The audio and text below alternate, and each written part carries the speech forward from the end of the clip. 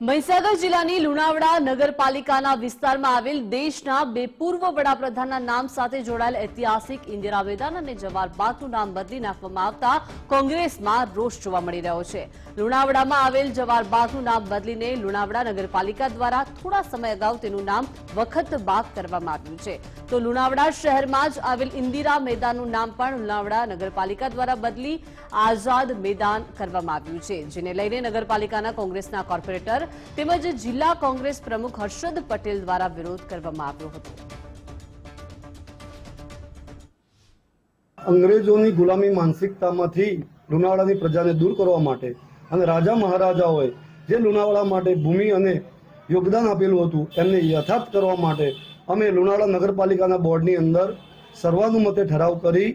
અને વિક્ટોરિયા ગાર્ડનનું નામ વખત બાગ આપ્યું છે અને જે જવાહર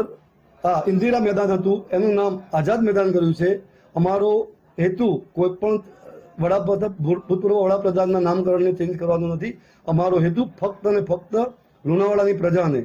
આ કોંગ્રેસની અને અંગ્રેજોની ગુલામી માનસિકતામાંથી દૂર કરવા માટેનો પ્રયાસ છે। ભારતીય જનતા પાર્ટીની નગરપાલિકા બની અને નગરના વિકાસ માટે છેવાડાના લોકો સુધી જે કામ કરવાનું હોય એ કામ કરવાને બદલે માત્ર લીપાપોથી કરવી એ ભારતીય જનતા પાર્ટીની મૂળ આદત છે। અને સ્વર્ગસ્થ ઇન્દિરા ગાંધી કે જે આર્યન લેડી તરીકે ઓળખવામાં આવતા હતા, જેમના નામ ઉપરથી ઇન્દિરા મેદાન નામ પડ્યું હતું અને ભારતના પ્રથમ વડાપ્રધાન શ્રી જવાહરલાલ નહેરુના નામ ઉપરથી જવાહર બાગ નામ પડ્યું હતું, એનું નામ બદલી અને વખત બાગ અને આઝાદ મેદાન કરી દેતા કોંગ્રેસ પાર્ટીના નગરના તેમજ મહીસાગર જિલ્લા કોંગ્રેસ પાર્ટી આનો સદંતર વિરોધ કરે છે। આવનારા સમયમાં અમે ધરણા પર ઉતરીશું અને આંદોલનાત્મક પગલાં ભરવા માટે તૈયાર